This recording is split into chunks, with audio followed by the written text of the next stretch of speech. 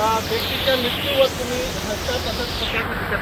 हे बघा, कॉन्टेक्स्ट बदलून विपर्यास करण्याचा प्रयत्न विरोधी पक्ष करत आहे हे मला समजत आहे. आणि त्यामुळे जे घरामध्ये बसून पोस्ट लिहितात किंवा घरामध्ये बसून स्टेटमेंट देतात यांना उत्तर देण्याची आवश्यकता मला वाटत नाही. मी त्या पर्टिक्युलर एपिसोडचं उत्तर ऑलरेडी दिलेलं आहे. त्या कॉन्टेक्स्ट बदलून त्याचा विपर्यास करण्यात आलेला आहे, मिसकन्स्ट्रू या ठिकाणी ते करण्यात आलेलं आहे. आणि या ठिकाणी आजपर्यंत अशा प्रकारच्या घटना घडल्यावरती कधीही सस्पेन्शन झालं नव्हतं. मी विधानसभेमध्ये आवाज उचलला आणि 2 दिवसामध्ये 7 महानगरपालिकेचे अधिकारी या ठिकाणी सस्पेंड किंवा निलंबित झालेले आहेत.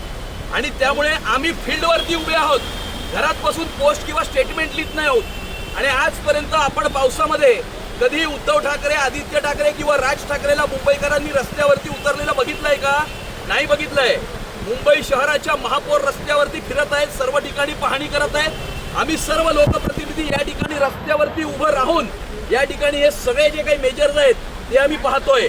परंतु या निलंबनाचा त्या ठिकाणनं डायव्हर्ट करणे आणि मला टार्गेट करण्याचं कारण हे की गेले 4 महिने मुंबई महानगरपालिकेतली स्टँडिंग कमिटी याच्यातलं अंडरस्टँडिंग हे आम्ही बंद केलेलं आहे.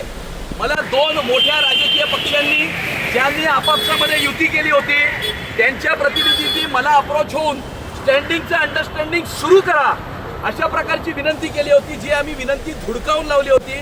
कारण आम्ही सांगितलं की मुंबईची महानगरपालिका आम्हाला सुद्धासारखी सरळ करायची आहे. आणि त्यामुळे स्टँडिंग कमिटीतलं अंडरस्टँडिंग बंद झाल्यामुळे आणि इतकी 25 वर्ष आपल्याला जो मलिदा त्या ठिकाणी मिळत होता तो मलिदा न मिळाल्यामुळे त्यांचा राग अनावर झालेला आहे, तो मी समजू शकतो. आणि स्टँडिंग कमिटीतला अंडरस्टँडिंग बंद केल्यामुळे त्या ठिकाणी ते मला टार्गेट करत आहेत. परंतु अशा प्रकारच्या टार्गेटिंगला आम्ही जुमानणार नाही. मुंबई शहरांना पारदर्शक प्रशासन देणं, भ्रष्टाचार विरहित प्रशासन देण्यासाठी आम्ही कटिबद्ध आहोत. आणि आम्ही रस्त्यावरती, जमिनीवरती उतरून या ठिकाणी मुंबईकरांची सेवा करत आहोत.